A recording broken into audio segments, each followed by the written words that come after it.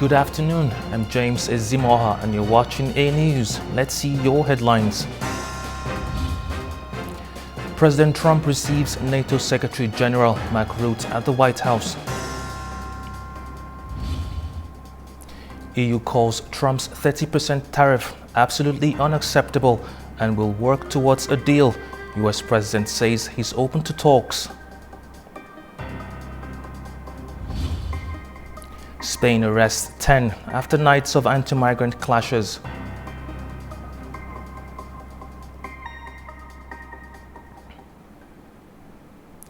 President Trump met with NATO Secretary General Mark Rutte at the White House on Monday. They met for strategic talks focused on security, defense cooperation, and the ongoing war in Ukraine. The meeting at the White House underscored NATO's broadening agenda as leaders addressed several pressing regional and global issues.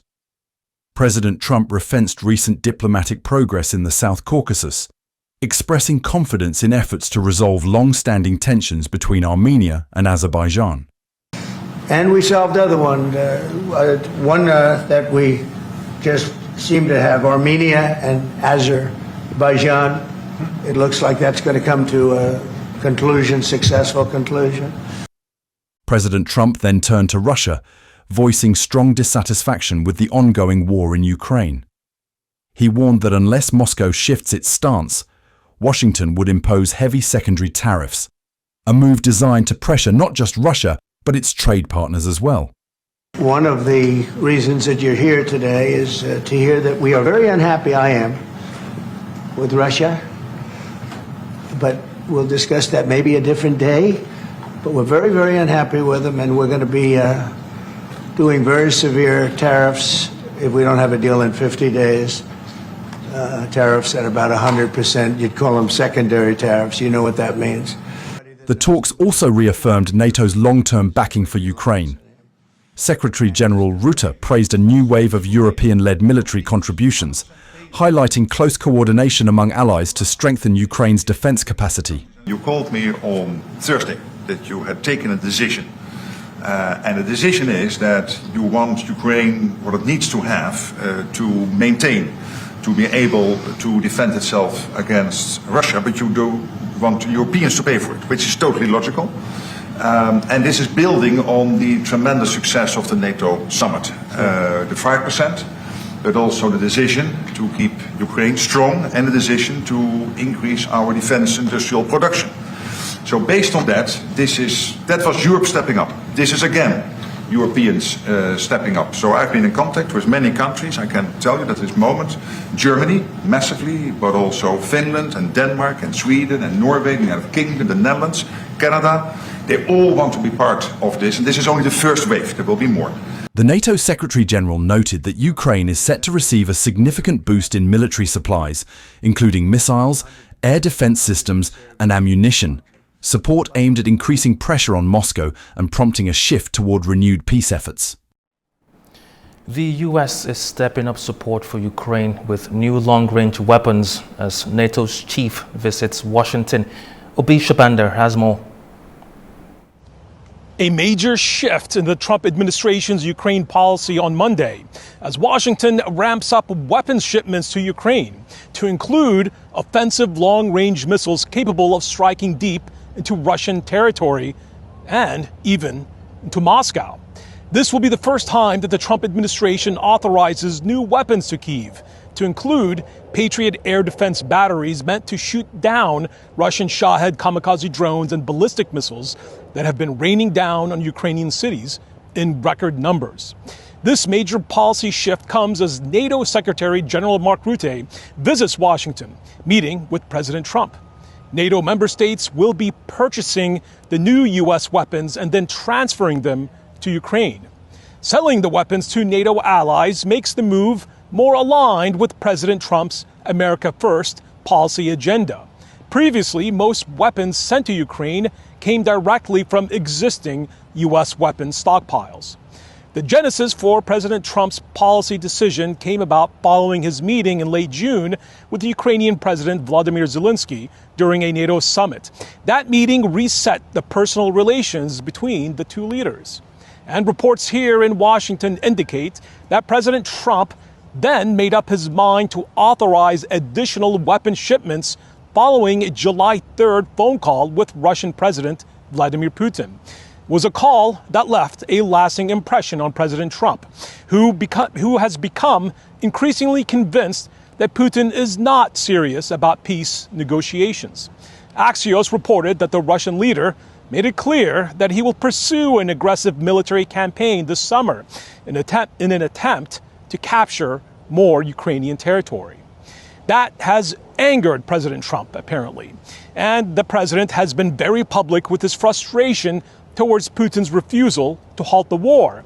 And his announcement is a reflection that President Trump believes that added military pressure will be required to convince the Kremlin to shift its own policy. In the meantime, Zelensky met President Trump's special envoy, General Keith Kellogg, to discuss boosting Ukraine's air defense, joint arms production, and defense procurement with European allies. Western intelligence estimate that Russian armed forces have likely suffered about 236,000 casualties, that's killed and wounded, so far in 2025, as Russian attacks across multiple front lines have continued at a high level, with steady advances made by the Russians in Ukraine's eastern Donbass region. President Trump has also said that he is giving Russia 50 days to make a deal or else face 100%, quote, secondary tariffs, referring to a plan to impose tariffs on countries like China and India, who are major buyers of Russian oil. That could also have a major impact on global oil markets and significantly impact Russia's own economy, which is largely dependent on oil and gas exports. Ube Shabander for Anewz, Washington, D.C. Foreign ministers from across the EU arrived in Brussels on Tuesday as talks intensified over the bloc's 18th sanctions package against Russia. The measures target energy revenues and banks accused of helping Moscow sidestep existing sanctions. The EU's foreign policy chief, Kaja Kallas, says only one country still has reservations over a proposed oil price cap. Really welcome the news that comes from the United States that they will provide weapons to Ukraine so that they can defend themselves. Of course, we hope to reach also political agreement on the 18th sanctions package. We are very, very close. I hope it comes today. We are working on this oil price cap. It's alive, so hopefully we'll get an agreement now. Like I said to you before, even if the Americans are not aboard, but the other G7 countries are on board, then we will move on with this. Ukrainian President Volodymyr Zelensky has thanked U.S. President Donald Trump after he announced a new delivery of weapons. While the president spoke by phone, Zelensky expressed gratitude for the firm 50-day deadline given to Russia to agree to a ceasefire or face new sanctions. Zelensky said discussions with Trump's special envoy, Keith Kellogg, focused on air defense and stronger sanctions against Moscow. He also had a phone call with NATO Secretary General Mark Rutte and Trump on plans to deliver more Patriot missile systems from the US, Germany and Norway. On the meeting with General Kellogg, he has begun his visit to Ukraine, and it has been quite substantive. We had a productive discussion. I am grateful to President Trump for his readiness to support the protection of our people's lives. U.S. Secretary of Defense Pete Hegseth hosted German Defense Minister Boris Pistorius for a closed-door meeting expected to focus on the country's security partnership, including NATO's defense spending commitments. Germany has relaxed its constitutional debt brake to meet NATO's new core military spending target of 3.5% of national output by 2029, a move that will raise German defense spending to 162 billion euros. Pistorius is also expected to discuss Berlin's offer to fund American Patriot air defense system for Ukraine. The proposal follows U.S. President Donald Trump's decision to authorize military aid to Ukraine, with the condition that it be paid for by the European Union. Inside NATO, and with Germany taking the lead. An Israeli aircraft attacked the Druze majority governorate of Suwayde in southern Syria on Tuesday. Israeli warplanes have struck the city of Suwayde, according to Syria's state-run news agency Sana. Meanwhile, Israeli army radio reported that the military targeted a Syrian tank after it entered Suwayde city. The developments come after deadly clashes on Monday between Druze militias and armed Bedouin tribal fighters left over 30 people dead and nearly 100 injured, according to Syria's Interior Ministry. Donald Trump's sweeping tariff threats have sparked pushback across Europe and Mexico. The U.S. president says he's open to talks, while leaders from Brussels and Mexico City say they are ready to negotiate, but not without a firm red line. European Union officials are heading to Washington to negotiate a deal on tax hikes, according to US President Donald Trump. It's after he proposed 30% tariffs at the weekend, which would take effect on the 1st of August. Trump says he's open to negotiations with the EU and other partners, but he warned that action would be taken if no deal is reached. The deals are made. There are no deals to make. They would like to do a different kind of a deal, and we're always open to talk. We are open to talk, including to Europe. In fact, they're coming over, they'd like to talk to us. Trump's move has drawn strong pushback. EU trade ministers met in Brussels on Monday, called the tariffs absolutely unacceptable. Trade Commissioner Maroš Šefčovič warns that such measures could devastate transatlantic trade and vows countermeasures if talks fail.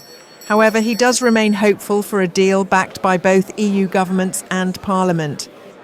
It was also very clear today, and I have to say that comparing to the previous discussions we had with the ministers, now it came very clear across the table. So if this is a situation, we have to protect the jobs, we have to protect the businesses, we have to protect EU economy, and we need to go for these rebalancing measures. That message was strongest I've witnessed since we started the discussion with the US. The latest tax hikes are part of a broader strategy targeting not only Europe, but also countries such as Japan, South Korea and Mexico.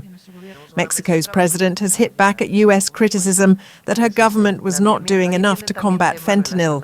Claudia Sheinbaum defends her government's record, urging the US to tackle trafficking and gun smuggling on its own soil. We are doing our part. They also have to do their part. We have insisted on matters related to controlling the flow of weapons from the US into Mexico, on the arrest of people involved in drug trafficking in the US, and on the responsibilities that belong to the United States. Sheinbaum said both sides are nearing a new security agreement, but ruled out any deployment of US forces inside Mexico. The U.S. is bringing back tariffs on fresh tomatoes from Mexico, ending key trade agreements in place since 2019. The move is part of Washington's broader push for tougher trade terms. The U.S. Commerce Department has announced a 17% duty on most fresh tomato imports from Mexico, withdrawing from a suspension agreement that had paused an anti-dumping investigation since 2019. According to the US, the tariffs are meant to address what it calls unfair pricing. Mexico has pushed back, calling the move unjust and harmful to producers on both sides of the border. The country exports more than $3 billion in tomatoes annually, most of it to the US. Mexican officials warn the duty could raise prices for American consumers, noting that 2 out of every 3 tomatoes eaten in the US come from Mexico. The Trump administration says the move is part of efforts to secure better deals for American farmers. Mexico, meanwhile, says it will support its tomato producers and try to reach a new agreement, just as it did in 2019 when a similar dispute was resolved after 4 months. Tensions are running high in southeastern Spain after 3 straight nights of violent clashes in the town of Torre Pacheco. Riot police were deployed to break up confrontations between far-right groups and North African migrants. The unrest was triggered by a suspected assault on an elderly resident, which sparked a wave of anti-migrant outrage. Violent scenes have rocked the southeastern Spanish town of Torre Pacheco in the Murcia region for a third consecutive night, where riot police faced off against clashes between far-right groups and North African migrants who live and work in the area. Masked demonstrators hurled fireworks and bottles at officers, who responded with rubber bullets in an attempt to disperse the crowds. Police arrested at least 10 people for offences ranging from assault to hate crimes. The unrest followed an attack on a man in his late 60s on Wednesday last week. Police say the main suspect has now been arrested in the Basque Country, with 2 others also detained in connection with the assault. We don't want any violence, nothing. We just want justice. We just want to be left alone. We want to live in peace. As the clashes continued into Tuesday morning, voices from the community are urging calm and unity. What an age we live in with this discrimination. We are in the year 2025, valuing immigrants, united with mutual love. Others say fear has taken hold. We want peace. That's what we want. We don't want anything else. All the neighbours are complaining. I'm afraid of being hit by a bottle.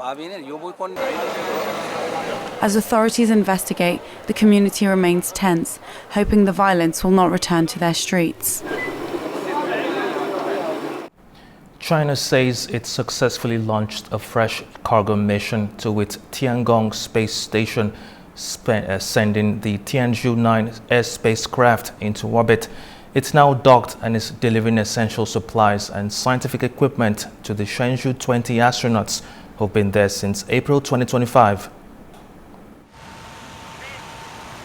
The Tianzhou-9 cargo spacecraft has successfully docked with the orbiting Tiangong space station, according to the China Manned Space Agency.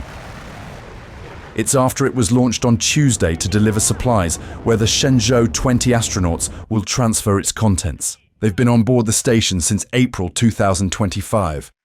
The spacecraft was carried into orbit by a Long March 7Y-10 rocket from the Wenchang spacecraft launch site in Hainan province. Around 10 minutes after liftoff, Tianzhou-9 separated from the rocket and deployed its solar panels. The spacecraft is transporting about 6.5 tons of supplies, including consumables for current and future crews, 2 new Fitian extravehicular spacesuits, a core muscle training device, and experimental payloads related to space medicine and other fields.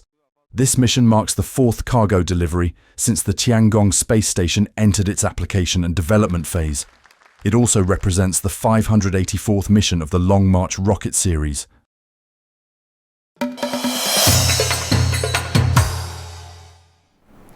A high-level trilateral meeting took place in Brussels between Armenian Prime Minister Nikol Pashinyan, European Council President Antonio Costa, and European Commission President Ursula von der Leyen.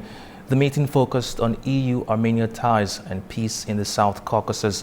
Von der Leyen called the draft treaty between Armenia and Azerbaijan a seismic moment. She expressed hope that the agreement, which could end decades of hostility, will be signed soon. On Monday, U.S. President Donald Trump referenced recent diplomatic progress in the South Caucasus, expressing confidence in efforts to resolve long-standing tensions between Armenia and Azerbaijan, while Ursula von der Leyen expressed the EU's hope that a peace treaty between the two countries will be signed soon. Joining us to discuss this is Ms. Nargis Mamadova, expert in international relations at STEM Center. Thank you for joining us. Hello, thank you for inviting me. Now, President Trump said a successful conclusion is near. What signs point to real progress in the peace process? Well, first of all, I think that the turning point in the normalization of relations between Azerbaijan and Armenia is about the Abu Dhabi meeting that happened nearly last week. a week ago, and I think that in this meeting, it was closed meeting. We don't know the details, but what we can predict is that all the essential details are nearly ready. I think that Trump also had some insights from the Abu Dhabi meeting that we don't know regarding to this.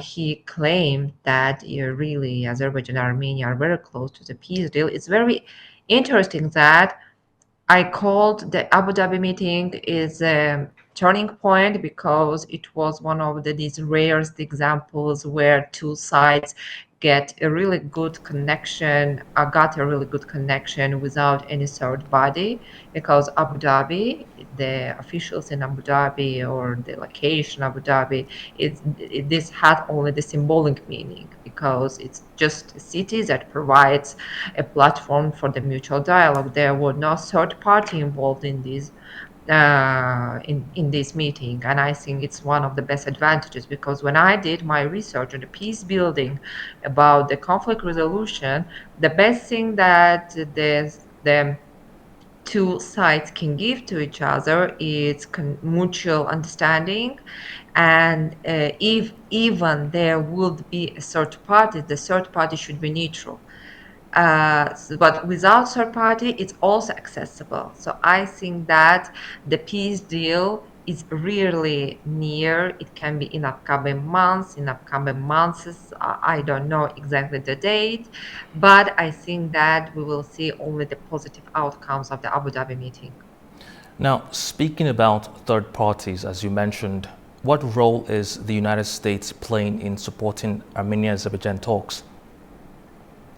Well, as you know, previously the Biden administration tried really hard to be into the process, and I think that some of these steps were very aggressive. They tried to be in the center of the Armenian-Azerbaijan peace negotiations.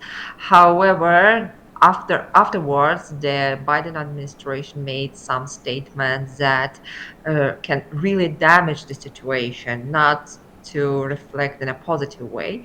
But now the Trump administration is more pragmatic, and I think that they had some messages from the Azerbaijani side, from the Armenian side, and the last messages about the Zangezur corridor. However, Armenia denied it. I think that it's not just the rumors. I think the negotiations about the Zangezur corridor is going on still, and it's very interesting that I think that there were lots of missing gaps in this process. One of them was the Iran and Russia.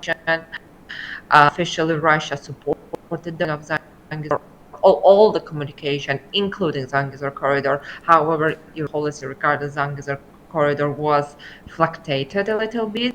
Now everything is kind of calm, and I think that first of all, Zangezur corridor is not the part of the main peace deal. Okay, because in the main peace deal, there's a Russia factor in the Zangezur corridor that they try to control it. But now I think that if everything in the hands of the USA, I will not say they will fully control it, but they try to facilitate something. I believe, and that there's negotiations going on this topic. I don't know the conclusion of these negotiations, so to make clear statements is wrong.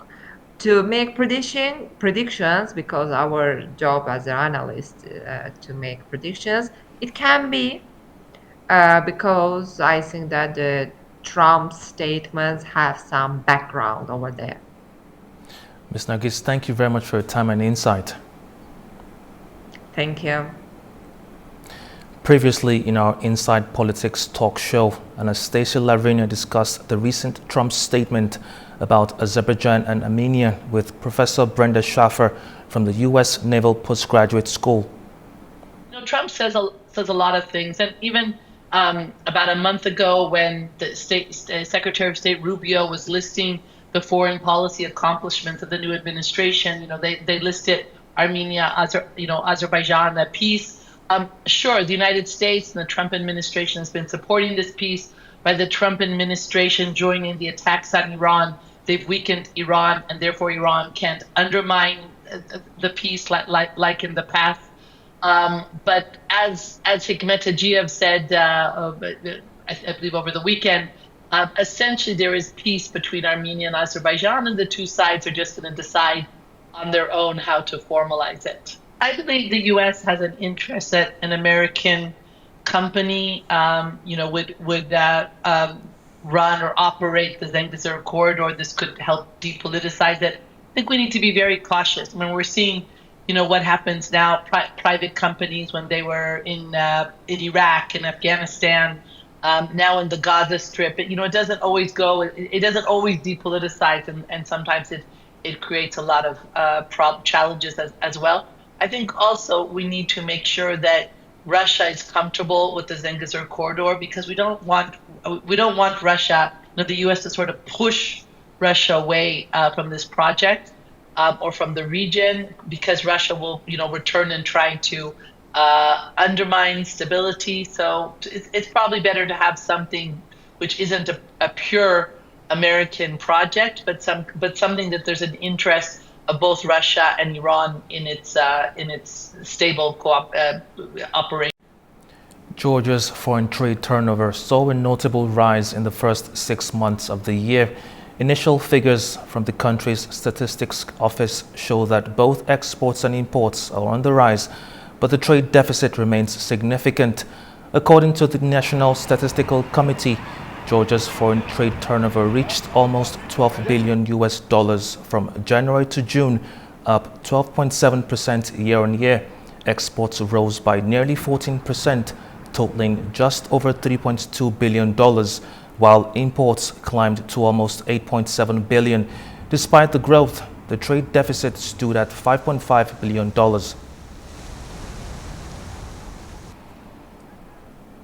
In Kabul, major strides are being made toward boosting Afghanistan's energy sector. The leadership of DA Afghanistan's Breshna Shakat has met with investors from Kazakhstan and Uzbekistan to explore new opportunities for power generation in the country. The CEO of the Afghanistan Breshna Shakat, Dr. Abdulbari Umar, welcomed energy investors from Kazakhstan and Uzbekistan at the company's headquarters in Kabul, where discussions focused on expanding investment in Afghanistan's power generation sector. Dr. Umar briefed the delegation on the vast opportunities available for energy production, highlighting the government's readiness to support both national and international partners. He emphasized that electricity production remains a top priority for state-owned company, noting that the organization has previously worked with foreign investors under similar frameworks. The visiting investors laid out their proposals for initiating both large and small-scale power projects. They also presented plans to support Afghanistan's engineering sector by offering technical training programs for local talent. This meeting signals a growing international interest in Afghanistan's energy infrastructure, which remains one of the country's most critical needs. With promises of cooperation and mutual benefits, the talks mark a hopeful step toward expanding electricity access in Afghanistan. This is Tamim Bahiz in Kabul for Anewz. Well, that's all we have for now. Thank you for watching. Stay tuned to Anewz.